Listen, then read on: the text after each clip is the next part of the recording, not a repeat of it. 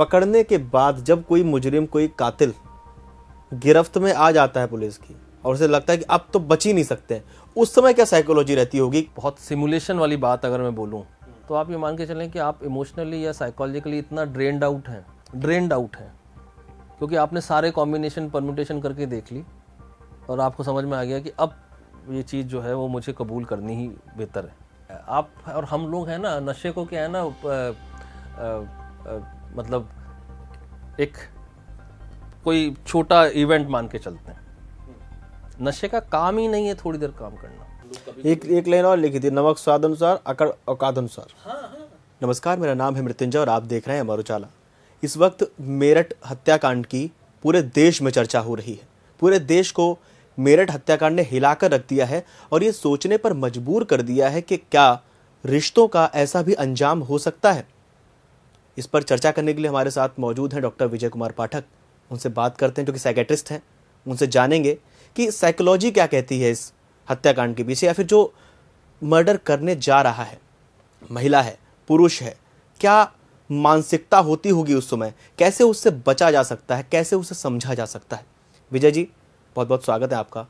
पहला सवाल मेरठ हत्याकांड से ही जुड़ा हुआ, मुस्कान और साहिल जिन्होंने मिलकर सौरभ की हत्या की, क्या चल रहा होगा उनके दिमाग में जब वो ये सोच रहे होंगे, क्योंकि लव मैरिज थी मुस्कान की और सौरभ की भी, इंटरकास्ट मैरिज थी, काफ़ी कॉम्प्लिकेशंस आए उनकी शादी में, ऐसे रिपोर्ट्स में आया है। फिर उसके बाद वो प्यार एकदम इतना नफरत में कैसे बदल गया कि अपने ही पति की जान ले ली, दिल पे 3 बार चाकू से वार किया और इतना गहरा वार था कि वो दिल तक पूरा चीर दिया। उसके बाद 15 टुकड़े किए अपने प्रेमी के साथ मिलकर। इतना विभत्स कैसे, वो प्यार इतना नफरत में कैसे बदल गया? देखें, ये बड़ा आपका जो सवाल है उसके 2 मेजर पार्ट हैं। एक है प्रेम कहाँ गया, दूसरा सवाल कि प्रेम गया उसके बाद इस लेवल पे किसी व्यक्ति के अंदर में इतनी घृणा कहाँ से आई, क्योंकि प्रेम जाना, घृणा का आना हमेशा ज़रूरी नहीं एक साथ हो। हाँ, तो पहला सवाल हमेशा जो आता है वो ये आता है कि प्रेम विवाह या प्रेम में 2 लोग जब साथ आने लगते हैं तो जब तक वो सिर्फ प्रेम में होते हैं और साथ में नहीं होते हैं तो एक बड़ा फैक्टर वहाँ से मिसिंग हो रहा होता है, जिसको बोलते हैं जिम्मेदारी लेना। आमतौर पे ज़्यादातर प्रेम जो है वो शादी के मंडप में ही रह जाते हैं और वहाँ से शुरू होती है जिम्मेदारियाँ, अलग जीवन शुरू हो जाता है। क्योंकि आप जब प्रेम में होते हैं ना तो आप बहुत मतलब 2 लोग एक दूसरे की अच्छाइयाँ बुराइयों में बहुत लिमिटेड एक्सपोजर्स में होते हैं, अच्छाइयों के एक्सपोजर में ज़्यादा होते हैं, बुराइयों के सब कुछ अच्छा लगता है। भाई मैं यकीनन बोल सकता हूँ कि हम सभी लोग जो सुनने वाले, देखने वाले, जब भी कभी प्रेम में रहे होंगे तो आपने अपने सामने वाले व्यक्ति को अपना बेस्ट दिखाने की कोशिश करी होगी और जो आप में बहुत अच्छा नहीं होगा वो छुपाने की कोशिश करी होगी। जब आप लोग साथ रहने लगते हैं ना तो फिर आपके और हमारे मतलब people start sharing the responsibilities जो है ना, उसका अपना एक बोझ है। वो प्रेम के बोझ से, प्रेम की जो ताकत है उससे सबका नहीं चलता है। काफ़ी लोगों के अपने इंडिविजुअल चॉइसेस होती हैं। प्रेम में बहुत फ्रीडम नहीं भी हो पर रिस्पॉन्सिबिलिटी में तो फ्रीडम की गुंजाइश ही नहीं है। बिल्कुल, करना है तो करना है। तो प्रेम जो है वो आमतौर पे अपना बेस शिफ्ट कर सकता है। जैसे इस कथित केस में ये कहा जा रहा है कि दूसरा जो व्यक्ति है, जो उनका पार्टनर रहे इसमें, इस क्राइम में जो पार्टनर रहे, अच्छा साहिल जो, तो वो उनके साथ इनका कोई प्रेम है तो कहीं से प्रेम निकला होगा, तभी तो प्रेम कहीं पहुंचा होगा। एक रूल है ना कि कहीं पहुंचने के लिए कहीं से निकलना जरूरी है। तो वो उस प्रेम के अगर 2 उनके स्टेशंस रहे हैं तो एक प्रेम के स्टेशन से वो बाहर निकली होंगी, तभी वो दूसरे स्टेशन पे पहुंचे। मतलब जो सौरभ का मेरठ छोड़ के लंदन जाके काम करना, ये हम लोग नहीं बोल सकते, पर आमतौर पे लॉन्ग डिस्टेंस रिलेशनशिप मुश्किल काम होते हैं आमतौर पे। दूसरा, जिम्मेदारियों की आपने बात की, जिम्मेदारियां सौरभ की तरफ से तो निभाई जा रही थी, ऐसा रिपोर्ट्स में आया है। आप है ना मनोविज्ञान को देखेंगे तो हम लोग क्या है ना, हर व्यक्ति, even twins also, they don't behave similar. Fingerprints और 2 व्यक्तियों का व्यक्तित्व एक जैसा नहीं हो सकता। मुझे पता नहीं फिंगरप्रिंट में 2 मिल भी सकें, कभी 2 व्यक्ति तो नहीं मिल सकते। ये तो अपना साइकोलॉजी की तरफ से नहीं, हर व्यक्ति अलग है। हाँ बिल्कुल। तो ऐसा नहीं है कि जिम्मेदार देखें, दो लोग एक साथ आए, उनमें से एक जना इस मामले के लिए तैयार था कि मैं प्रेम भी रखूंगा और रिस्पॉन्सिबिलिटी भी निभाऊंगा। दूसरे व्यक्ति ने कहा कि मुझे सिर्फ प्रेम चाहिए, रिस्पॉन्सिबिलिटी नहीं चाहिए। ये कन्फ्लिक्ट है ना। लेकिन सर यहाँ पे एक पॉइंट और है विजय जी। पॉइंट ये है कि जिस तरह से सौरभ जो था वो एक संभ्रांत परिवार से था, इंटरकास्ट मैरिज होती है लोगों इन दोनों की, अलग उसी मोहल्ले के तीनों, मायका भी उसी मोहल्ले में, ससुराल भी वहीं पे है, और ये लोग किराए पे भी पास में ही लेके रह रहे थे क्योंकि घर पे चीज़ें सही नहीं बैठ पा रही थी।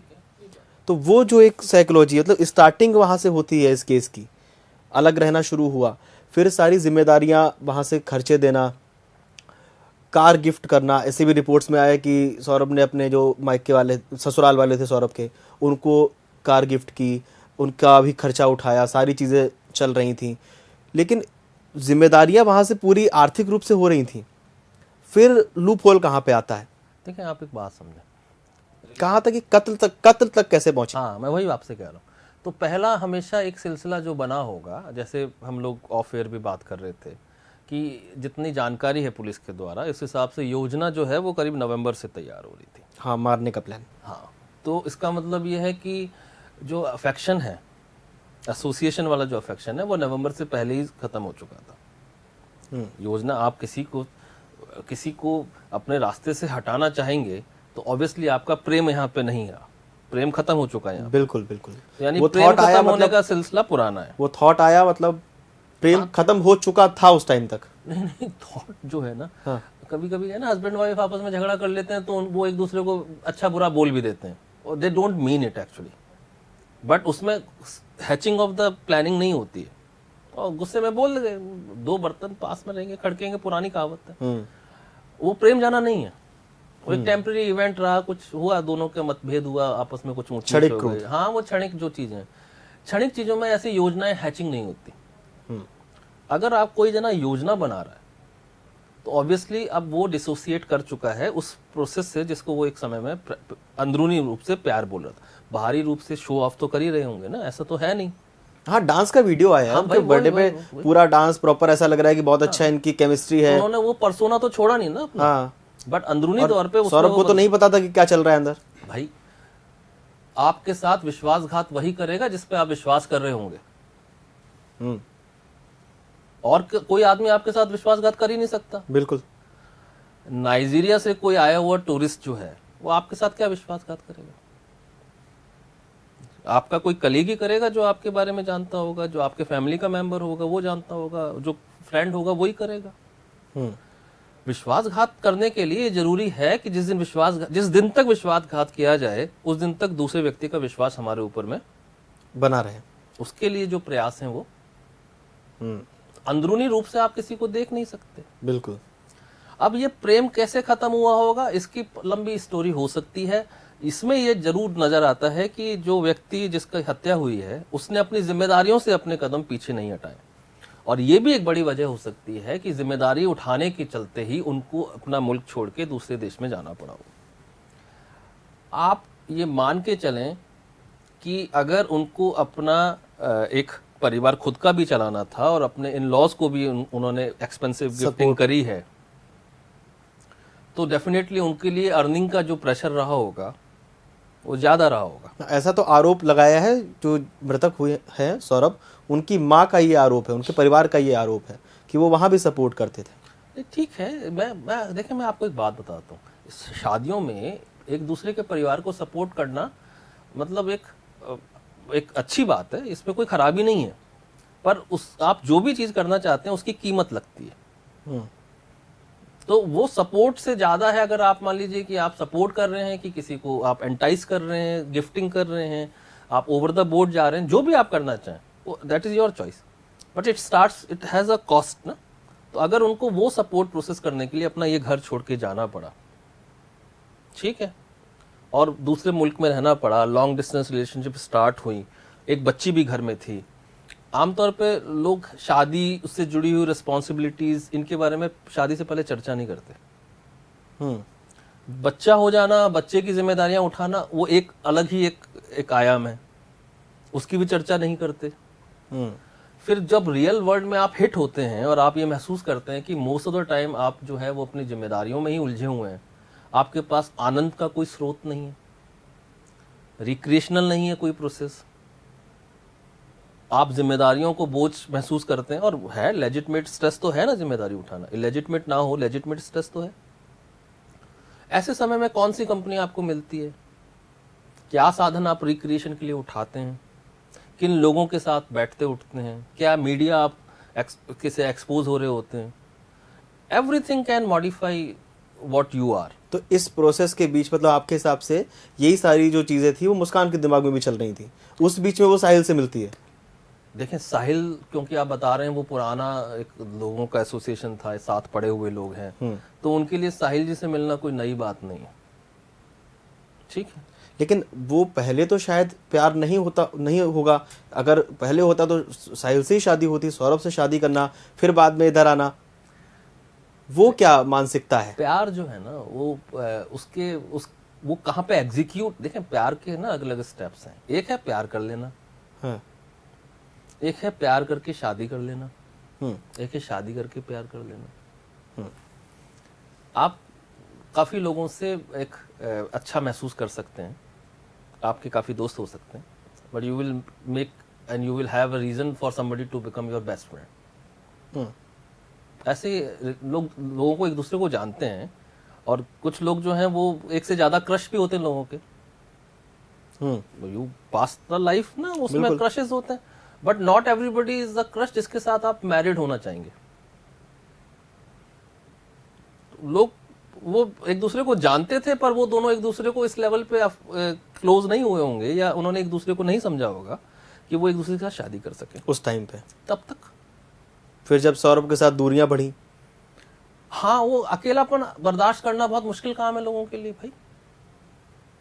ये मेन पॉइंट जो है मेरा, जो मेन सवाल है वो यही है कि क्या अकेलापन जो इतना हावी हो गया कि आप अकेलेपन में देखें, ये कहा जाता है कि वुमेन बहुत सॉफ्ट हार्टेड होती है, तो वो बहुत सॉफ्ट हार्टेड होती, तो कितना मुश्किल रहा होगा खुद को इतना मेंटली प्रिपेयर करना उसके लिए, मुस्कान के लिए, कि वो अपने ही लवर को जिससे शादी भी की है, जो सब कुछ उसके लिए कर रहा है, उसके सीने पे चाकू रख के मार रही है और टुकड़े कर रही है। देखें आप दो चीज़ों में अंतर समझिएगा, ये बड़ा इंपॉर्टेंट बात है। सॉफ्ट हार्टेड होना स्पेक्ट्रम है। All human behaviours, all human emotions, all personalities, they are spectrum. जैसे हमारे परिवारों में होता है ना, फला 5 भाई हैं, पिताजी और 5 भाई बहुत गुस्सा करते हैं, पर छोटे चाचा जो हैं वो ज़्यादा गुस्सा करते हैं, बड़े ताऊ जी कम करते हैं तो दोनों गुस्सैल। We know that there is a range of anger. जो सॉफ्ट हार्टेडनेस है ना, ये भी एक रेंज है। ऐसा इतिहास में कम नहीं है कि किसी महिला ने किसी भी रीजन से, बिना रीजन से अपराध ना किया हो। सॉफ्ट हार्टेड होना इन्नेट प्रोसेस है, पर external motivation of the worlds are different. तो आप नोटिस करेंगे कि कभी शायद आपने किन्हीं जेलर साहब का या किसी और पर्सन का आप इंटरव्यू करेंगे कभी, तो वो बताएंगे कि कुछ लोग होते हैं ऑफेंडर, कोर्ट की भाषा में बोलते हैं या लॉ की भाषा में, कुछ होता है रिपीटेड ऑफेंडर्स। अपराध तो दोनों का हो सकता है। रिपीटेड ऑफेंडर अपने अपराध को करने के बाद में दोबारा अपराध करते हुए उसको हिचकिचाहट नहीं होती, तो किसी न किसी इम्पल्स में आके, मोटिवेशन में आके, इंटॉक्सिकेटेड स्टेट में आके, मानसिक बीमारी से ग्रसित होकर कोई अगर अपराध कर दिया, वो लॉ की बुक में तो अपराध ही है ना। इनके केस में क्या हो सकता है, वो एक कुछ गुंजाइशें हैं जो कि अभी तक मीडिया रिपोर्ट्स में आ रही हैं। एक गुंजाइश ये है कि they were living separated, they were not separated but they were living in 2 different place, तो एक लॉन्ग डिस्टेंस रिलेशनशिप थी। दूसरा हो सकता है कि मुस्कान ने जिस ख्याल में आकर इनके हस्बैंड से, सौरभ जी से शादी करी थी, इसने मिस सौरभ, तो उनको ये उम्मीद थी कि उनके घर वाले उनको वो रेस्पेक्ट देंगे जो एक बहू को मिलनी चाहिए। हो सकता है कि उनको लगा हो कि उन्होंने तो मेरे को भी ह्यूमिलेट किया है, अपने बच्चे को भी ह्यूमिलेट किया है, उसकी भी वैल्यू कोई बहुत बड़ी रही नहीं। तो वैल्यूज़ जब अप्स एंड डाउन्स होते हैं तो नॉन ब्लड रिलेशनशिप्स में। अच्छा, यहाँ पे एक सीन और है। 2021 में सौरभ को ये पता चल जाता है कि मुस्कान का साहिल के साथ अफेयर है या कुछ ना कुछ रिलेशनशिप चल रही है, कुछ नज़दीकियाँ बढ़ रही हैं, वहाँ पे क्या साइकोलॉजी रही होगी सौरभ की भी, अगर बात की जाए सौरभ के एंगल से तो? देखें, ये है ना, एक है ना रिलेशनशिप में मोस्टली लोग जो है ना, उनमें से एक जना, मोस्टली में रिलेशन में एक जना जो होता है ना, वो पेरेंटल फिगर की तरह काम करता है। उसकी माफ़ी देने की क्षमता बहुत होती है। एक वही क्षमा बड़ेन को चाहिए छोटन को उत्पात। एक व्यक्ति हो सकता है जो उत्पाती हो, मतलब उत्पाती मतलब मैं फिगरेटिव बोल रहा हूँ। तो जो भी जना है, मोस्टली रिलेशनशिप में से उल्टा होता है। मोस्टली रिलेशनशिप में हस्बैंड्स एग्रेसिव हो सकते हैं, इम्पल्सिव हो सकते हैं, औरतें माफ़ करती हैं उनको, कॉम्प्रोमाइज उनको पता है कि उनका लार्जर गोल रिलेशनशिप को सेव करना है। जिस भी व्यक्ति का लार्जर गोल रिलेशनशिप सेव करना है, वो बार बार माफ़ करेगा। और मौके देना जो है रिलेशनशिप में एक नेसेसिटी है, नहीं तो आप और हम किसी भी चीज़ को कम समझकर बड़ा रिएक्शन दे सकते हैं। सौरभ ने उस समय जब देखा होगा कि इनका कोई कनेक्शन है, तो हो सकता है उन्होंने चर्चा करी हो, उनकी वाइफ ने बोला हो या उनको एक्सप्लेन किया हो कि ऐसा कुछ चीज़ नहीं है जिसको लेकर आपको इतना चिंतित होना चाहिए। हो सकता है उन्होंने उस समय सिचुएशन ऐसी ना भी हो सकता है मैनिपुलेट करा हो, जैसे अभी आप बता रहे थे और मैं बात कर रहा था कि आखिरी दिन तक सौरभ जी का विश्वास तो नहीं डिगा था ना। तो ये प्रिटेंड करना और ये विश्वास बनाए रखना आसान तो नहीं रहा होगा। अगर उनमें वो क्षमता थी, जब तक वो क्षमता थी, तो वो क्षमता जब हत्या के फॉर्म तक आई है, तो मुझे लगता है कि उससे पहले जो डिस्कशंस थे जिसमें हत्या जैसी चीज़ या इतना एग्रेशन जैसी चीज़ नहीं आई थी, तो वो क्षमता तो उस समय तो और कम उसकी ताकत लगनी थी ना, ये साबित करने में कि ऐसा कुछ नहीं है। अच्छा, एक सवाल और जो दर्शकों ने भी हमारे पूछा, इससे पहले जिन लोगों ने जो वीडियोस की उनमें कमेंट बॉक्स में सवाल आया कि अगर कोई किसी के मन में ये चल रहा है कि उसे हत्या कर देनी है, मारना ही है, और वो साथ में रह भी रहा है, तो क्या भौतिक रूप से भी कोई बदलाव होते हैं? उस तरह के व्यक्तित्व में बदलाव होते हैं क्या? और होते तो वो कितना, एक जो प्रोसेस होता होगा कि हाँ, जैसे सोच लिया है कि मेरे सामने जो व्यक्ति बैठा है, मुझे इसका कत्ल करना है, मुझे इसे मारना है, और उसे पता भी ना चले, तो वो क्या प्रोसेस होता होगा साइकोलॉजी के हिसाब से? सारा दिमाग का खेल है ये, और जिसके लिए वो प्लान कर रही है उसको बिल्कुल भी आभास ना हो। क्या ऐसे कुछ चेंजेस भी होते हैं कि कहीं से ऐसा मिल जाए कि हाँ, दिमाग में इसके ये चल रहा है?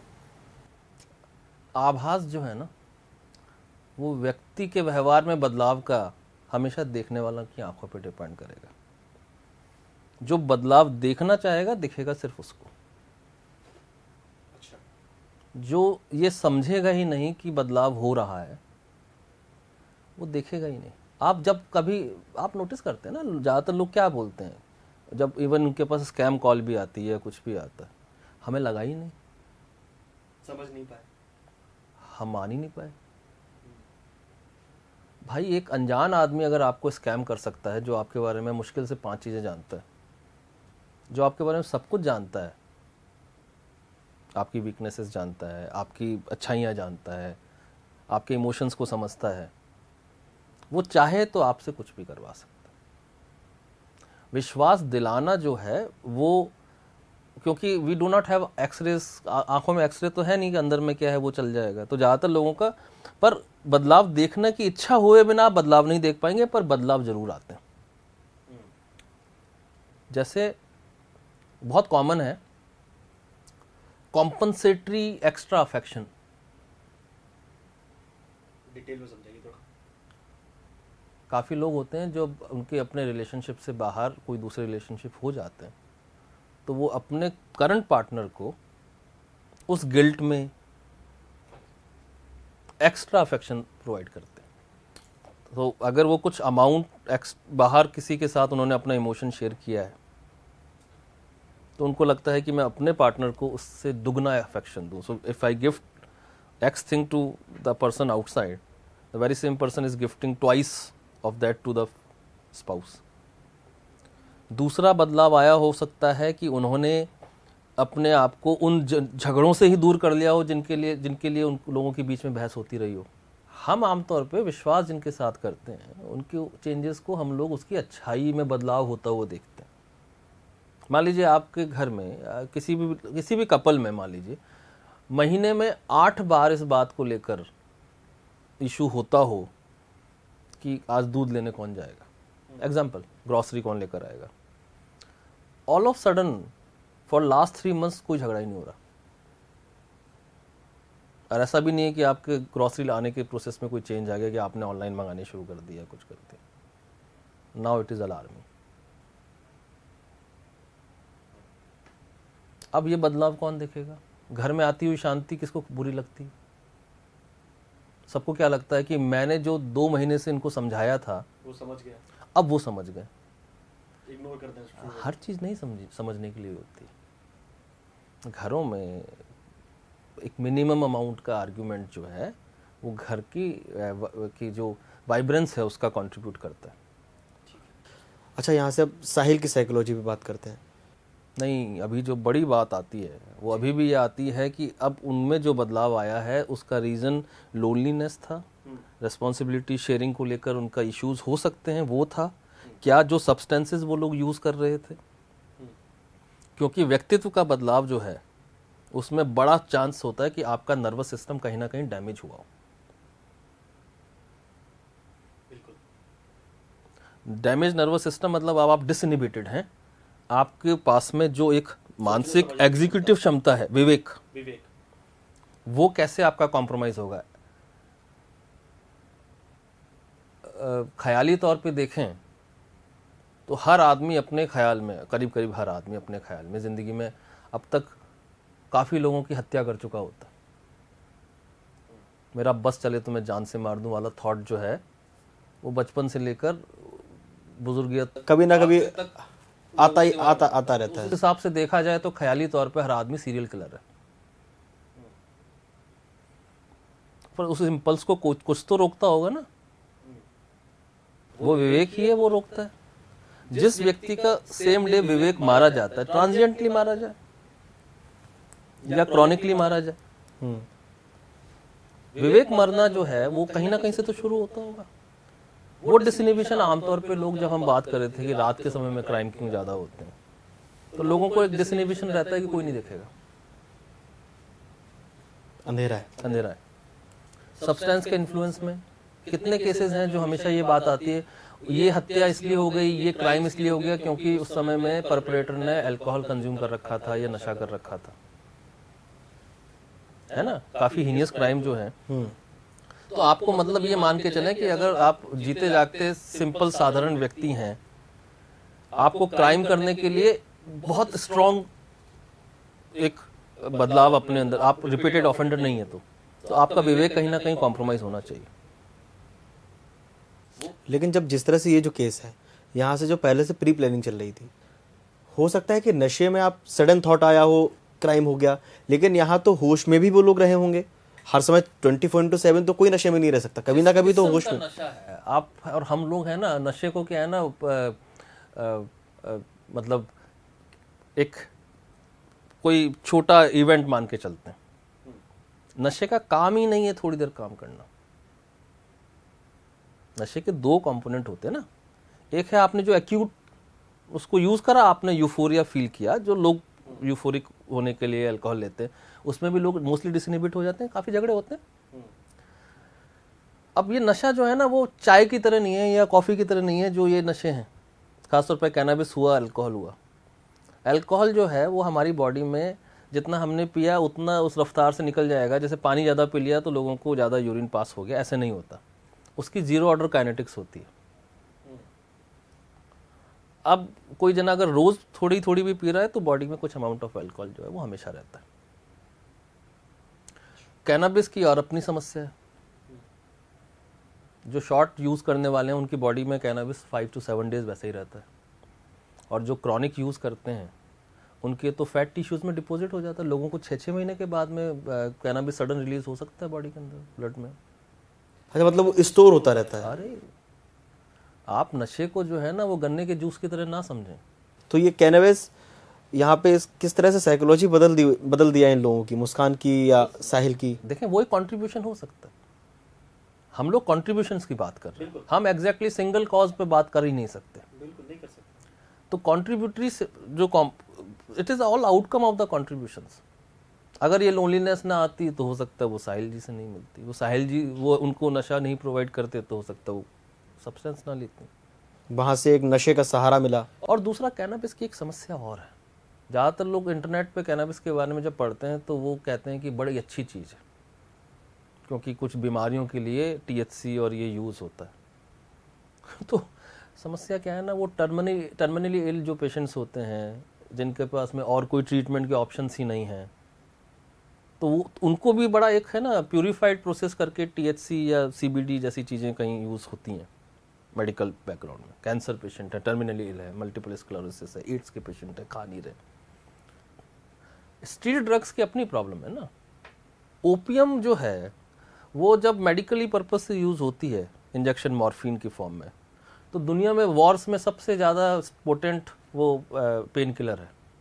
अब आपके सिपाहियों को जो चीज़ बचा रही है या उसको अच्छा करने में हेल्प कर रही है, उसी के नाम पर अब आप स्ट्रीट ड्रग्स लेना शुरू कर दें, हेरोइन जैसी।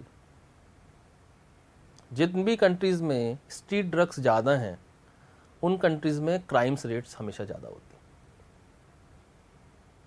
क्योंकि ड्रग्स प्रोक्योर करना कोई कम मुश्किल काम नहीं है। तो यहाँ पे कौन कौन से फैक्टर्स बने? पहला फैक्टर, दो लोग हैं अलग अलग व्यक्तित्व के, उनमें से एक व्यक्ति जो है वो रिस्पॉन्सिबिलिटी भी लेने को तैयार है और अफेक्शन भी देने को तैयार है। दूसरा व्यक्ति है जो रिस्पॉन्सिबिलिटी हो सकता है ना लेने को तैयार हो, अफेक्शन की डिमांड उनकी हो सकती है। देन दो लोग अलग अलग जगहों पे रहना बसना शुरू करते हैं। पहला व्यक्ति की जो फाइनेंशियल वैल्यू थी बिफोर गेटिंग मैरिड, कि आप एक अच्छे रईस घर से आते हैं या बेटर ऑफ फैमिली से आते हैं, तो हमेशा ये माना जाता है कि यही घर का जो है वो चिराग है, इनहेरिटेंस प्रॉपर्टी किसके पास जाएगी, उसी के पास है। अब आप ऑल ऑफ सडन फारिग हो गए उससे। घर वालों ने आपका अखबार में फ़ोटो लगा के बोल दिया कि आज से हमारा इनके साथ कोई संबंध नहीं है। Drastic change. तो आपकी इकोनॉमिकल जो फाइनेंशियल जो आपकी एक इमेज थी, ऑरा था, प्रेम गुस्सा बहुत है ना, इनोसेंट नहीं होते। अब आप रास्ते में चलते आप जो है ना वो किसी रिक्शे वाले के साथ आपकी गाड़ी लग गई तो आप गुस्सा करके उसको डांट फटकार सकते हैं। थानेदार साहब की गाड़ी लग गई तो ऐसे ही प्रेम में क्या होता है ना, selection of the people, it may be A subconscious process. Intelligent है, उसके फ्यूचर प्रोस्पेक्ट्स क्या हो सकते हैं, दिखने में खूबसूरत है कि नहीं है, ये सबकॉन्शियस प्रोसेस है। आपको कोई जना क्यों पसंद आया, everybody from the same human species, उसने आपके साथ अफेक्शन अच्छा दिखाया, जो कई रीज़न हो सकते हैं, तो वो सारे मिलजुला के उनमें से एक मेजर फैक्टर पुल्ड ऑफ हो गया। तीसरा, the person had to manage this house with his own मेहनत and other things and also the in-laws family he was supporting। उसको फिर वो जगह छोड़ के जानी पड़ी, तो वो अकेलापन वहाँ पे शामिल होता है। एक पुरानी इंग्लिश कहावत है कि अगर आपको अच्छा फैमिली रन करनी है तो आप बिजी पर्सन के साथ प्रेम करें, बट मान के चलें कि वो आपको कम दिखाई देगा। घर चलाने के लिए घर से निकलना पड़ता है। प्रेम मांगता है कंपनी, समय। अरे भाई प्रेम प्योर जो जो जिसको नहीं बोलते असीम किस्म का प्रेम, जो लोगों में एनवीएस पैदा कर सकता है कि फलां का देखो, फलां का गर्लफ्रेंड या बॉयफ्रेंड जो है वो 24 घंटे में जब उसको फ़ोन करो तुरंत बात कर लेता है। ये एनवी करने वाला प्रेम जो है ये प्रोडक्टिवली एंगेज्ड पर्सन का पॉसिबिलिटी नहीं है। आपको लेस ऑफन ही मिलेगा जो आदमी को घर भी चलाना है। प्रेम प्योर, जो हम लोग मेरठ वेरठ की लैंग्वेज नहीं बोलते, लखेरे आदमियों का भी काम है। बिल्कुल आप फारिग हैं सब काम से, ठीक है। तो इसलिए है ना वो नहीं, और हर आदमी की, हर पर्सन की इच्छा होती है कि उसका पार्टनर जो है वो उस तरीके से प्रेम करे जैसे हीर रांझा टाइप का प्रेम था। चौथा फैक्टर आता है नशा। वो जो नशा जो प्रॉब्लम नशे में एक और है।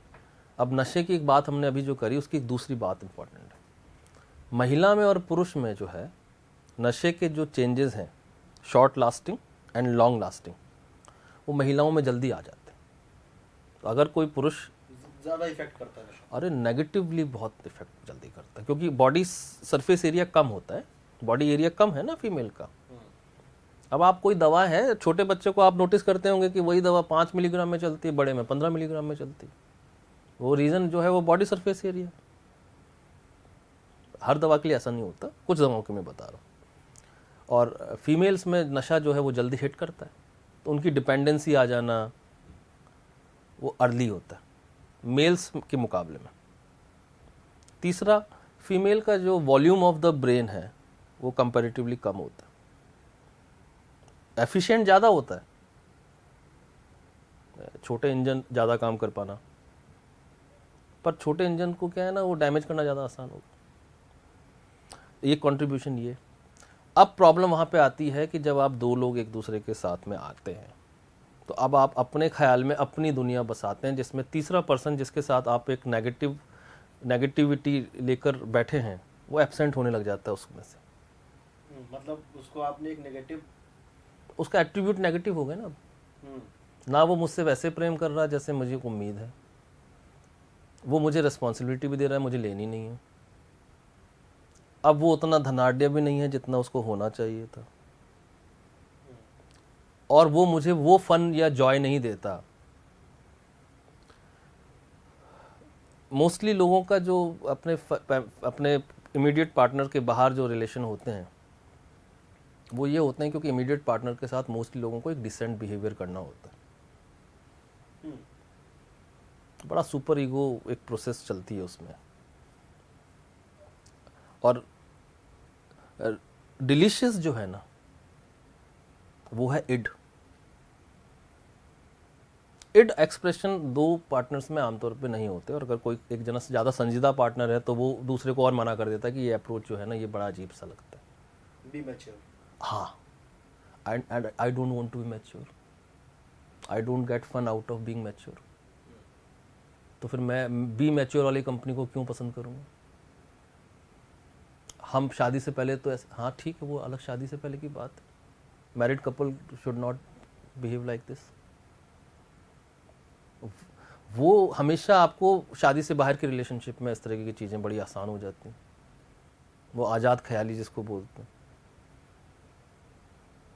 People love to see the drama,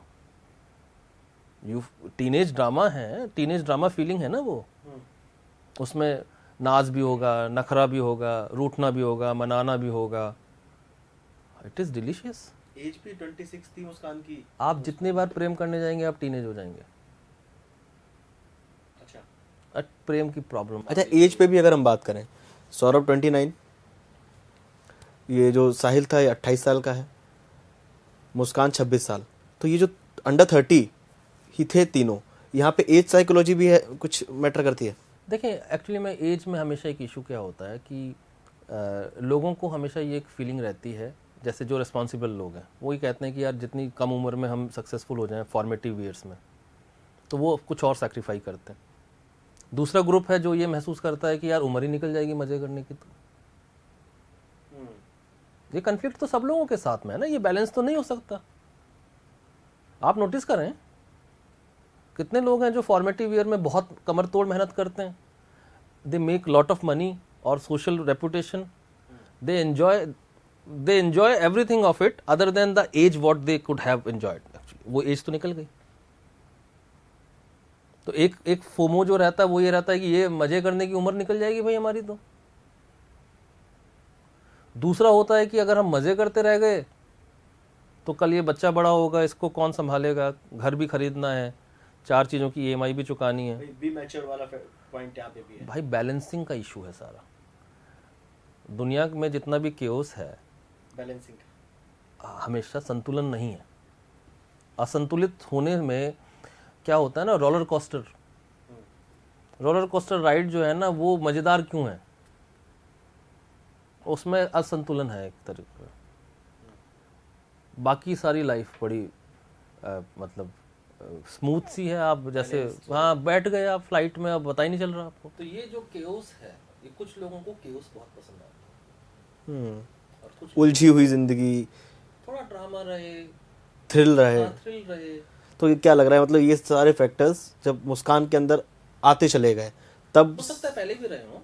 अच्छा, साहिल की एंट्री, साहिल जो है वो और साहिल का भी जो मीडिया रिपोर्ट्स में जो चीज़ें आई हैं, या फिर जो चीज़ उसके रूम की जो फोटोज़ कुछ आए हैं, वो कुछ तंत्र मंत्र वाले भी कुछ इस तरह के अजीब से फोटोज़ थे। क्या वहाँ पे अंधविश्वास भी था, इस तरह की भी चीज़ें भी सामने आई।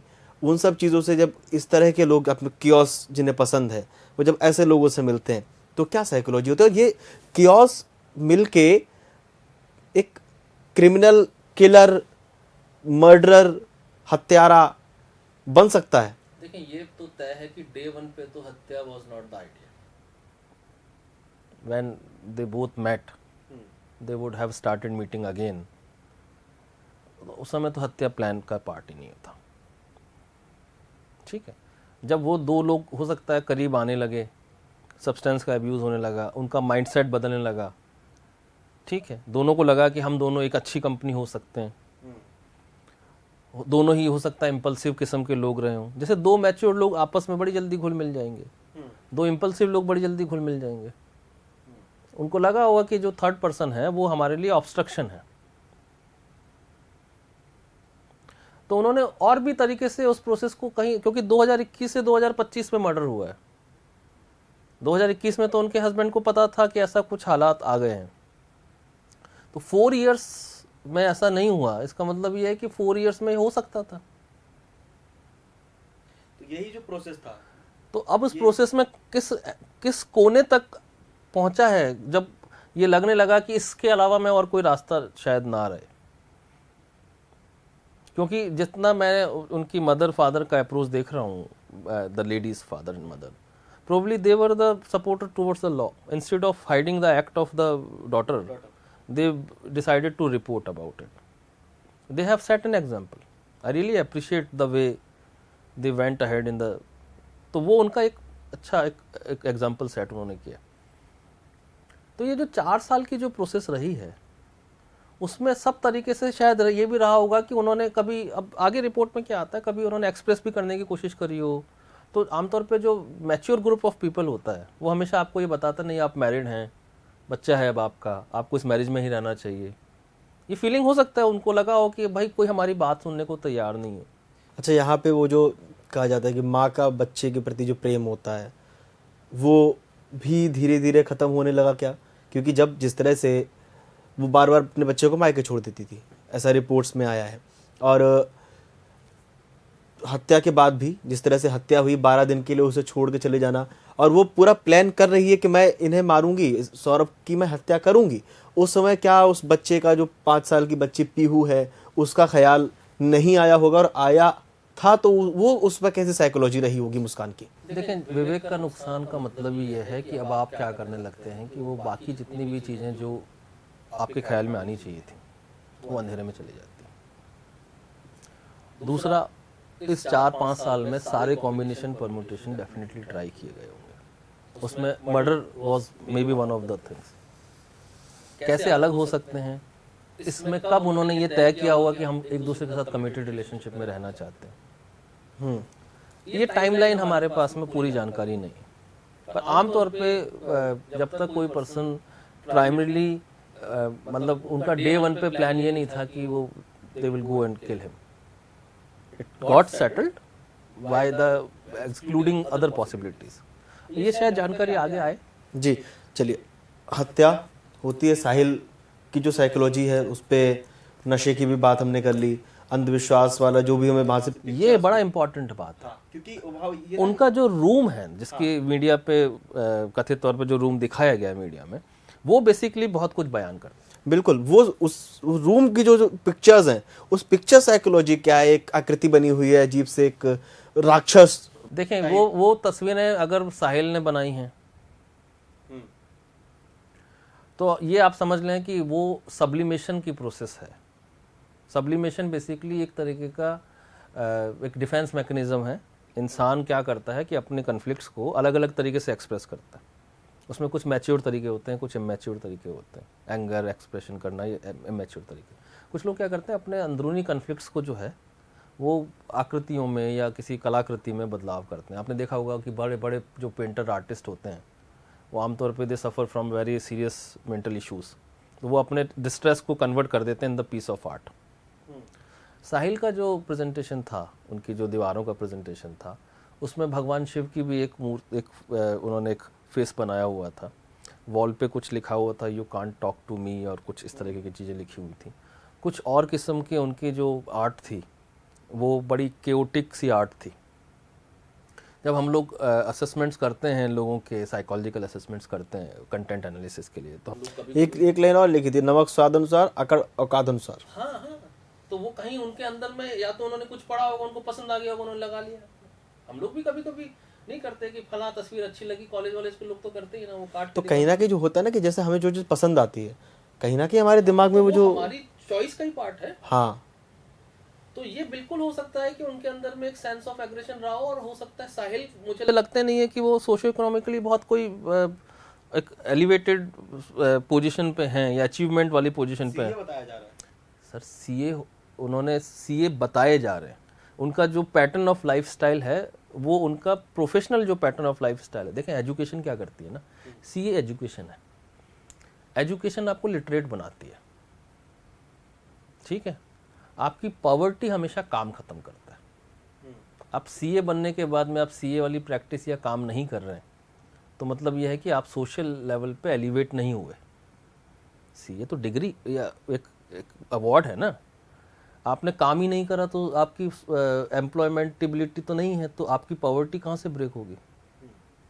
ज़्यादातर लोगों को लगता है ना पढ़ने लिखने से लोग रईस हो जाएंगे, लोग काम करने से रईस होंगे। तो उन्होंने जो भी डिग्री हासिल करी और उसके साथ में जिस किस्म का उनका अपीयरेंस रहा है, सब्सटेंस का अब्यूज़ रहा है, वो बेसिकली है ना मैच नहीं करता है। तो इंटेलेक्चुअली वो अच्छे हो सकते हैं, उसमें मैं डिनाई नहीं कर रहा हूँ। कॉम्पिटिटिव एग्जाम निकालना कोई आसान काम नहीं हो, हाँ उस पर नहीं करते। मेन फोकस तो हमारा मर्डर पे। हाँ, तो अब उन्होंने वो जितनी भी चीज़ें लिखी हुई हैं, जो भी चीज़ें वो कर रहे थे, जो भी सब्सटेंस वो यूज़ कर रहे थे, और मैंने ये भी सुना है उस मीडिया रिपोर्ट में कि उनके पास टेक्स्ट आते थे अपनी मृतक माँ के साथ में। ये भी ये था कि ये मुस्कान उसको टेक्स्ट करती थी। उनके साहिल के फादर के बारे में हमारे को कोई जानकारी नहीं है, वो किस किस्म के बैकग्राउंड से आते हैं, उनके फैमिली कन्फ्लिक्ट्स क्या रहे हों, उनकी मदर की मौत का उनके ऊपर क्या असर रहा हो, पेरेंटल कन्फ्लिक्ट के रहे थे, उनका चाइल्डहुड कैसा रहा है। ये बहुत मैटर करता है कि उनका जो साइकोलॉजिकल डेवलपमेंट था वो क्या ऐसा था कि एक सीए पर्सन, आप सोचें अब, उसको ये पता है कि मेरे को मैसेज जो कर रही है वो मुस्कान कर रही है जो रिपोर्ट में, पर मुस्कान अगर ये कहती है कि मैं वो मैसेज कर रही हूँ जो तुम्हारी माँ मुझसे करवा रही है, एक्सेप्टेंस कैसे आई होगी। आप ठीक है, हम गांव देहात के लोग होते हैं, जब कम जानकारी होती है तो हम मान सकते हैं कि कुछ चीज़ें हो रही हैं।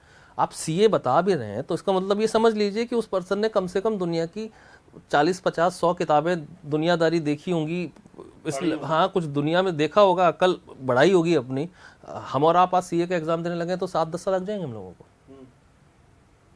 ठीक है। वो व्यक्ति कैसे कह सकता है कि उसके पास जो एसएमएस आ रहा है वो मदर करा रही है थ्रू दैट लेडी, तो उसका मतलब ये है कि उनका जजमेंट कहीं ना कहीं ऑलरेडी टूट चुका था, कॉम्प्रोमाइज था। जजमेंट जो है ना वही ये डिसाइड करता है कि हम सैनिटी के इस एंड पे खड़े हैं कि उस एंड पे खड़े हैं। जो रात है 3-4 मार्च को, जो दरमियानी रात में मर्डर होता है, पहले से सारे जो वेपन्स हैं, चाकू है, रेडी है, पूरा प्लान है कि हाँ ऐसे मारेंगे, फिर ऐसे सीमेंट ड्रम में डाल के कर देंगे। पहुंचते हैं, उसको नशे की दवाई देती है मुस्कान, फेवरेट खाना बनाती है तो उसको खाना खिलाती है, सो जाता है, फिर चाकू लेके आती है, हर्ट साइड रखती है, दिल की तरफ रखती है, और ऐसे रखने के बाद जो भी अभी तक रिपोर्ट्स में आया है, साहिल भी साथ में मौजूद होता है और साहिल बोलता है मुस्कान से कि तुम मारो, तो वो ऐसे रख के मुस्कान पुश करती है। और जो पोस्टमार्टम रिपोर्ट आई है उसमें 3 ऐसे वार मिले हैं जो दिल को चीरते हुए चाकू गया है। फिर उसको लेके बाथरूम में जाती हैं, बाथरूम में जाके पार्ट करते हैं, पार्ट करके उस रात में सिर और हथेलियाँ साहिल अपने साथ घर पे ले जाता है। इसके पीछे क्या साइकोलॉजी हो सकती है कि पहले तो मर्डर किया, मर्डर करने के बाद उसकी बॉडी को कट किया, और कट करने के बाद जो सिर है और जो हथेलियां हैं वो काट के साहिल अपने साथ ले जाता है। क्या तंत्र मंत्र, अंधविश्वास, ये एंगल इसमें ज्यादा हावी लगता है? क्या साइकोलॉजी होगी साहिल की उस समय? मैं दो फैक्टर पे बात करूंगा इस पे। पहला फैक्टर है कि आप जिस जजमेंट को के लिए ज़्यादा बायस्ड होने लगते हैं, आप ऑटोमेटिकली पाते हैं कि यही रास्ता सबसे ठीक है। बायसिंग जो है ना वो बहुत मैटर करती है। तो जब उन्होंने मर्डर प्लान जो भी करा है, कैसे भी करा है, उसमें वो जब तक इस चीज़ को लेके पूरे बायस नहीं थे ना कि हम कुछ एक्शन करेंगे, वो 4-5 साल में उन्होंने नहीं किया। उस दिन ही क्यों करा, प्लानिंग क्यों करी? ये प्लानिंग चल क्या रही थी कि एक एग्जीक्यूशन भी हो जाए और पकड़े भी ना जाए। It was never a impulsive act. नहीं, सिर कटा हुआ साथ पे लेके जाना, आगे मैं बताता हूं। तो इंपल्सिव एक्ट जो तो था नहीं, उन्होंने प्लान किया है, पर वो बायस हुए कि हाँ ये प्लान कर लेंगे, ऐसा कर देंगे। उन्होंने सब कुछ तय करा और उनको ये लगा कि ऐसा करेंगे हम बच जाएंगे। ज़्यादातर लोग जो हैं वो गलत काम करने से नहीं डरते, पकड़े जाने से डरते। जब जिस दिन उनको लगा कि इस गलत काम को हम कर भी देंगे और ये हम इस योजना से काम करेंगे, पकड़ में नहीं आएंगे, उस दिन उनको लगा कि इसको एग्जीक्यूट किया जा सकता है। दूसरा, इस पूरी प्रोसेस में सिंगल मर्डरर नहीं है। कंट्रीब्यूशन कितने लोगों का हो सकता है आप सोचिए। उस आदमी का भी कंट्रीब्यूशन है जिसने उनको नींद की दवा बिना प्रिस्क्रिप्शन के। नहीं, उसके पीछे एक रीजन है। रिपोर्ट्स में विजय जी उसके पीछे एक रीजन आया है। वो एक डॉक्टर के पास जाती है मुस्कान, बोलती है कि मुझे कुछ डिप्रेशन ऐसा लग रहा है तो मुझे इस पे दवाई दे दीजिए। तो बोला, उसने जो रिपोर्ट्स आई हैं उसमें मुस्कान ने कहा कि मुझे नींद की दवाई चाहिए इस तरह की। तो डॉक्टर ने मना कर दिया कि मैं आपको नींद की दवाई नहीं दे सकता, आपको डिप्रेशन है, मैं उससे संबंधित दवाई दे दूंगी। वो पर्चा लेके आई डॉक्टर का, रिपोर्ट जो डॉक्टर का पर्चा होता है, आप खुद डॉक्टर हैं, उस पर उसने अपने आप पेन से गूगल किया, गूगल करके देखा कि कौन सा नशे का इंजेक्शन, कौन से नशे की दवाई हो सकती है। वो उस पर्चे पे लिख के मेडिकल पे गई कि ये ऑथेंटिक हो जाए। एग्जैक्टली। तो ये जो मतलब ये जो आप प्रोसेस देखिए, क्या मानसिकता रही होगी। मानसिकता ये तय था ना कि उस समय में वो इतना लेवल पे कॉन्फिडेंट थे कि भाई हम कैसे भी करके इसको एग्जीक्यूट तो कर ही सकते हैं। मतलब करना है, हाँ करना है, मारना है, रास्ते से हटाना है। क्योंकि उस समय तक वो इतने कॉर्नर्ड थे कि उनको लगता था कि इसके अलावा कोई ऑप्शन नहीं है। तलाक ऑप्शन नहीं है, सेपरेशन ऑप्शन नहीं है, ठीक है। तो अब यही की तरीका बचता है कि एक पर्सन जो है वो दुनिया से खत्म ही हो जाए। ठीक है, खत्म हो गया। खत्म होने के बाद जो बर्बरता हुई है शव के साथ, देखें, a dead body's weight is always more than a live person's weight, emotionally and physically both. दूसरा सबसे बड़ा मसला है कि बहुत लंबे समय तक जो लोग, और ये जो मैं बता रहा हूँ, ये जो प्लानिंग, जो क्राइम में जो प्लानिंग होती है, those are the people they go through lot of crime reports, crime programmes, they try to understand that how things should be. इस पे भी हम आएंगे अगला सवाल लेके। तो आपने जब और क्राइम रिपोर्ट करी हैं तो सबका एक ही प्रिंसिपल होता है कि the dead body should not be identified. नहीं हुआ ऐसा, जब उसने जाके बताया कि डेड बॉडी कहाँ है, पुलिस ने पूछा तो उसने बोला कि एक ड्रम रखा है नीले रंग का, उसमें पुलिस वाले पहुंचे, वहां उसे डेड बॉडी नहीं मिली पुलिस को। आसान था कि वो नीले रंग का ड्रम अगर डंप करना होता तो वो कोई एक टेम्पो बुलाते, उसमें उसको डालते, उसको ले जाके किसी नदी किनारे हिस्से में डाल दें या किसी समंदर के किनारे में डाल दें पानी के अंदर, वो तो कभी बाहर ही नहीं आएगा। जब बाहर ही नहीं आएगा तो कभी वो ओपन ही नहीं होगा। बट आप छुपा नहीं सकते भाई। सौरभ जो हैं वो एक इंसान नहीं थे, he was the part of the society. और हमेशा ऐसा होता है, man for the society, human for the society and society for human. यही पहला प्रिंसिपल था ना गैदरिंग ऑफ ह्यूमन बीइंग। क्यों होने लगा? 10,000 साल पहले इंसान साथ आके क्यों रहने लगे? Because they decided to take care of each other. So आप ये नहीं सोचें कि सोसाइटी में ह्यूमन कंट्रीब्यूट करता है, सोसाइटी भी ह्यूमन के लिए कंट्रीब्यूट करती है। उसके बाद पूरा प्रोसेस होने के बाद ये लोग घूमने चले जाते हैं, शिमला, मसूरी, कसौल, सारा घूम घाम के। वो क्या प्रोसेस रही होगी कि अब तो एकदम रिलैक्स माइंड से गए होंगे ये लोग? दोनों चीजें हो सकती हैं। एक, आपको लगा कि आप फ्री हो गए, यूफोरिया आपको आ गई। दूसरा, आप इतने परेशान। थोड़ा यूफोरिया समझाइएगा, यूफोरिया क्या है? भाई यूफोरिया वही है कि आपने रेस जीत ली और आप टॉप कर गए एग्जाम में, ठीक है, आज आपने रोज डे पे किसी को रोज दे दिया, उस लड़की ने आपको प्रपोज डे पे प्रपोज कर दिया, वो जो एक सेंस नहीं है वेल बीइंग, आजकल पैर जमीन पे नहीं पड़ते मेरे, वही फीलिंग यू फील ठीक है, तो वो वाली फीलिंग पहला पॉइंट है। आ सकती है। आप इतने समय से मेहनत कर रहे थे, आपका वो पूरा प्रोग्राम हो गया। अच्छा, दूसरा पॉइंट क्या हो सकता है यहाँ पे उनका? डिस्ट्रैक्शन। आप इस चीज़ को, जिस जगह पे कोई क्राइम होगा, मर्डर होगा, आप उसको देखना ही नहीं चाहते। चलेगा, फिर वापस आते हैं, पता है वापस आके जिस तरह से वो कबूलती है कि हाँ मैंने मारा है, नहीं, इतना आसानी से तो नहीं कबूला होगा, कोई बहाना तो बनाया होगा उन्होंने शुरू में। नहीं, पहले सौरभ के परिवार के ऊपर डालने की बात कही है सर। तो ये आया ना बहाना। पहला जो सबसे बड़ा मसला है कि उन्होंने अपने लेवल पे ये कभी सोचा ही नहीं था कि फंस जाएंगे। अगर ये ख्याल में होता कि फंस जाएंगे तो क्राइम नहीं होता।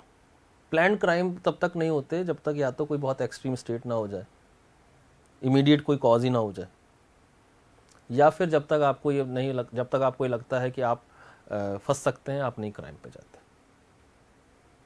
वो पुरानी कहावत नहीं है कि ताला चोरों के लिए नहीं लगाया जाता, ताला लगाया जाता है जैसे शरीफ आदमी ताला चोरी ना करे, चोर तो ताला तोड़ के भी चोरी करे। बिल्कुल। अच्छा, पकड़ गए, सारी चीज़ें हो गई। पकड़ने के बाद जब कोई मुजरिम, कोई कातिल गिरफ्त में आ जाता है पुलिस की और उसे लगता है कि अब तो बच ही नहीं सकते, उस समय क्या साइकोलॉजी रहती होगी? कत्ल किया है और वो भी ऐसा कत्ल किया है जिसको लेकर समाज में गुस्सा है। आप कोर्ट पहुंचते हैं तो कोर्ट के बाहर जो लोग मौजूद है वो आपको इस आलम पे है कि वो आपको मार डालें अगर उन्हें जरा सा मौका मिल जाए। इतना क्रोध है और आप वो सामने से देख रहे हैं, आपको पता चल रहा है आपने बहुत गलत किया है। उस समय क्या साइकोलॉजी होती होगी क्रिमिनल की? देखें, जो पहला जो सबसे इम्पॉर्टेंट बात यह है कि आपने एक्सेप्ट करने तक आ गए हैं आप, तो इसका मतलब ये है कि अब आपको ये चल गया है पता कि अब आप छुपा नहीं पाएंगे। अब छुपा नहीं पाएंगे, इसको मैं अगर आप मतलब मैं बहुत सिमुलेशन वाली बात अगर मैं बोलूं, तो आप ये मान के चलें कि आप इमोशनली या साइकोलॉजिकली इतना ड्रेन्ड आउट हैं, क्योंकि आपने सारे कॉम्बिनेशन परम्यूटेशन करके देख ली और आपको समझ में आ गया कि अब ये चीज़ जो है वो मुझे कबूल करनी ही बेहतर है। वो ड्रेन्ड आउट है। वो बेसिकली क्या है ना, वो आप उसको साइकोलॉजिकल रिएक्शन में जो बोलेंगे, स्ट्रेस की हाइटेंड पोजीशन है।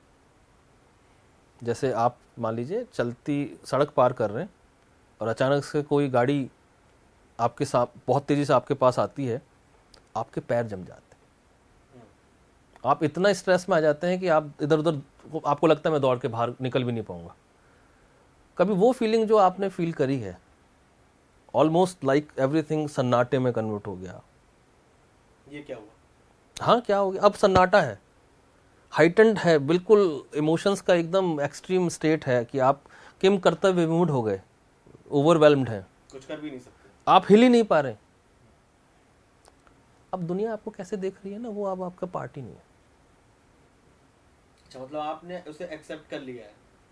आपने एक्सेप्ट ही तब किया है जब आपको लगा कि अब मेरे कदम यहाँ से इधर उधर हो नहीं सकते।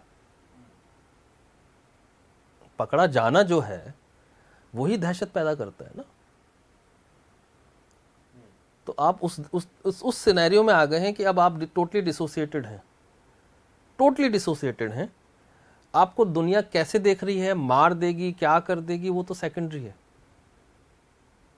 उस समय जब आपने एक्सेप्टेंस करी है तो मोस्टली लोग उस स्टेट में होते हैं जिसको बोलते हैं एक स्टेट ऑफ हेल्पलेसनेस है। कंप्लीटली वो अपने आप में अब उनको लगता है कि सिर्फ इस स्टेट से बचने का एक ही तरीका है कि लेट अस एक्सेप्ट इट। अच्छा, वो जेल जाने के बाद कोई गिल्ट, आप तो साइकेट्रिस्ट हैं, लोग आते होंगे, कई स्टडीज भी की होंगी आपने, क्रिमिनल माइंड्स को भी पढ़ा होगा, इसके बाद कोई जो गिल्ट होता है। करियर के शुरुआती दिनों में हम लोग तिहाड़ में फॉर द मेडिकल कैंप्स वगैरह जाया करते थे, और उस समय में मतलब ये उस समय की बात है जब अफजल गुरु को या इन लोगों को फांसी नहीं दी गई थी। नहीं दी गई। हाँ, और भी लोग वहाँ पर थे, I won't take the name of them. ज़्यादातर लोगों का एक्चुअली में क्या होता है कि जब जो रिपीट ऑफेंडर्स नहीं है, आपको से हीनियस क्राइम हो गया but that was not being because you are a repeated offender, ऐसा ग्रुप ज़्यादा लोगों का होता है। फर्स्ट टाइम ऑफेंडर जिसको बोलते हैं वो ग्रुप बड़ा ग्रुप होता है। अब लॉ की नज़र में, क्योंकि वो रिपीट ऑफेंडर्स के लिए हो सकता है सज़ा थोड़ी सी आगे होती हो, पर अब हीनियस क्राइम के लिए तो लॉ की तरह देखता है। जब हम साइकोलॉजिकल एस्पेक्ट्स में देखते हैं तो मोस्टली लोग रिपेंट करते हैं, मोस्टली लोग गिल्ट फील करते हैं, मोस्टली लोग ये मान के चलते हैं कि वो ये डिजर्व नहीं करते थे जो उन्होंने किया। मोस्टली लोग उस हालात को कोसते हैं जिसमें वो उस पूरे प्रोसेस का पार्ट बनते हैं। वो जो आवेश होता है उस समय, विवेक की समस्या क्या है आवेश, कि आपका विवेक कभी ना कभी लौट के वापस आएगा अगर आपकी मानसिक परिस्थिति टेम्परेरी रीजन की वजह से इन्फ्लुएंस हुई थी। जैसे लोग जुए में पैसा हारने के बाद क्या करते हैं, जब तक जीतने की उन अच्छा, लेकिन यहाँ पे ये क्षणिक तो मामला रहा नहीं। नवंबर से प्लान कर रहे हैं, इतना हो गया, करीब 5 महीने 6 महीने का प्रोसेस चल रहा है, प्लान कर रहे हैं। और ये व्यक्ति विवेकशील व्यक्ति हैं हमेशा के लिए। नहीं, और जो सवाल है वो यहाँ तक मामला पहुँचता है, मर्डर होता है, उसके बाद विवेक तो चलो उनका धीरे धीरे क्षरण हो रहा है, लेकिन वो क्षणिक आवेश है, उस आवेश में ये क्षणिक आवेश नहीं है। हाँ, तो क्या यहाँ पे भी उस तरह का गिल्ट होता होगा लोगों को? देखें, गिल्ट हमेशा सजा पाने का होता है, और सजा पाने का कारण अगर कोई XYZ रीजन है तो फिर उसका गिल्ट सेकेंडरी हो जाता है। बहुत लोग हैं दुनिया में जो एक गिल्ट या एक क्राइम करके, बहुत सभी लोग हैं जिनसे कोई ना कोई क्राइम हुआ होगा। लाल बत्ती पार कर देना भी सरकार की नज़र में तो, कानून की नज़र में तो क्राइम ही है ना, ठीक है। वो सबके, क्योंकि उनके सबके मैग्नीट्यूड अलग अलग हैं। कुछ लोग हैं जो लाल बत्ती पार करके भी दुखी हो जाते हैं, और कुछ लोग ये तय करके जाते हैं कि आज पूरी लाल बत्तियां पार करनी है, आज तो सारे सिग्नल तोड़ने। हाँ, सारे सिग्नल तोड़ने। जिस दिन नोटिस आ जाता है, कोई चालान आ गया घर पे सिग्नल तोड़ते हुए, आपकी फोटो खिंच जाती है आजकल, तो तब ये गिल्ट हो सकती है, यार उस दिन पता नहीं मैंने ऐसा क्यों करा। और उसी में कुछ लोग ऐसे भी होते हैं जो बोलते हैं चलो ठीक है, हो गया, देखा जाएगा। मैग्नीट्यूड नहीं है ना, लाल बत्ती के चालान का मैग्नीट्यूड कितना है? चालान होगा, आपको ज़्यादा से ज़्यादा 1 दिन के लिए तिहाड़ में रख देंगे। कभी आपने कोर्ट में जाके कोई बदतमीजी कर दी तो भाई उसका है ही नहीं, जब कानून ने सजा ही उतनी बड़ी नहीं दी। जितनी बड़ी सजा उतना बड़ा ही गिल्ट आ सकता है ना। अब फिर तीसरा ग्रुप उन लोगों का है जिनका फ्रंटल लोब ऑलरेडी डिसइनहिबिटेड है ही, उनको लगता है कोई बात नहीं, एक मर्डर के लिए भी फांसी, 5 मर्डर के लिए भी फांसी, वो भी एक ग्रुप है। आप है ना, मैंने आपको बताया शुरुआत में, 2 people can not be same. In person के लिए हम अगर ये बोल दें कि हम इनकी क्योंकि सब कुछ जानते हैं इसलिए हम ये बात कह रहे हैं, ऐसा नहीं। हम उन सारी पॉसिबिलिटीज़ की बात कर रहे हैं जो एक व्यक्ति के साथ हो सकती है। इस केस के लिए पर्टेनिंग ज़रूरी नहीं है कि वो सारी बातें एक केस में मौजूद हों। इन केस में जो हाई रिस्क फैक्टर्स हैं वो बहुत क्लियर हैं। पहला रीज़न ये है कि वो लोगों का रिलेशनशिप जो रहा है उसमें एक थर्ड पार्टी या थर्ड पर्सन का इन्वॉल्वमेंट हुआ है, सब्सटेंस का इन्वॉल्वमेंट हुआ है, लॉन्ग डिस्टेंस का इन्वॉल्वमेंट हुआ है, फाइनेंशियल क्राइसिस या रिस्पॉन्सिबिलिटीज़ का इन्वॉल्वमेंट हुआ है। 2 डिफरेंट अलग अलग किस्म की पर्सनैलिटीज़ होती हैं। गुण मिलाना जो एक प्रोसेस है वो मैं आइडियली बोलूँ तो वो साइकोलॉजिकल गुण मिलाना होता है। कभी कभी 2 लोग एक दूसरे को पसंद कर सकते हैं, कॉम्पेटिबल नहीं हो सकते, ठीक है। वो मतलब बहुत अच्छा है कि नमक एक जने का प्रवृत्ति हो सकती है, एक की प्रवृत्ति पानी हो सकती है, पर बारिशों में अगर नमक की डब्बे में नमी बस जाएगी तो वो नमक किसी काम का नहीं। हालांकि वो नमक और पानी जो है वो सबकी लाइफ का जरूरी पार्ट भी है। नमक के लिए तो वो पानी खराब ही है ना। चलिए, बहुत बहुत धन्यवाद आपका हम तक ये सारी जानकारी पहुंचाने के लिए। आप लोगों को क्या लगता है विजय जी की बातें सुनने के बाद, साइकोलॉजी को समझने के बाद, इस पूरे केस के पीछे की, हमें कमेंट करके ज़रूर बताइएगा और देखते रहिए अमर उजाला। अगर आप ये वीडियो YouTube पर देख रहे हैं तो हमारे चैनल को सब्सक्राइब कर बेल आइकन दबाएं, और Facebook पर देख रहे हैं तो हमारे पेज को लाइक करें। 8 मिलियन प्लस सब्सक्राइबर, आपके इस भरोसे के लिए बहुत धन्यवाद।